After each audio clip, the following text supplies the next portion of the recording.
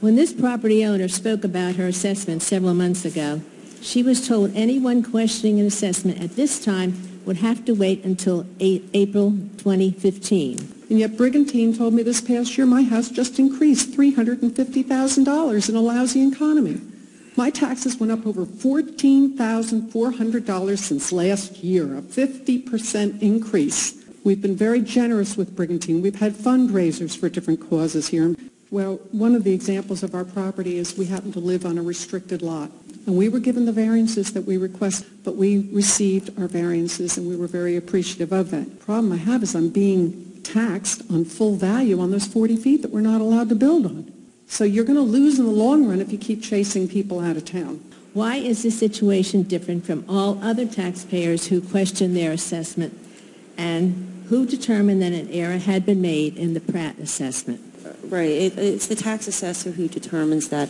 The tax assessor is allowed to make adjustments due to errors rather than differences of the appeal amounts. What happened at that property is the actual square footage of the property there was an error in that square footage, and that's why she was able to make this adjustment. And she was able to make the adjustment through the revaluation normally, and explained to me by Barbara, our tax assessor.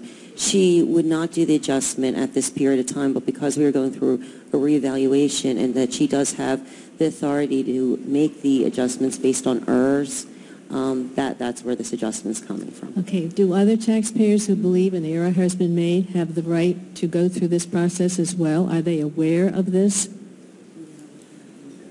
Evidently, there are people who claim that errors were made in their assessment, but the blanket ruling, at least at the time this came up, was that you have to wait until April. Well, I think there's a difference, and I'll let the manager comment on this and the solicitor. Schroeder, I'm filling in as solicitor for the evening. Mr. Cerny had medical procedures, so he couldn't be here this evening. As I understand it, read this briefly, this was not initiated by the property owner. It was a correction that was made under the auspices of the assessor, looking and seeing a mistake had been made. And it's not, as you say, somebody coming forward and petitioning and asking for a reevaluation or a review of theirs. It's a mistake that was made and was caught in-house and initiated by a city employee. Is that correct? That's correct. And there are a few others.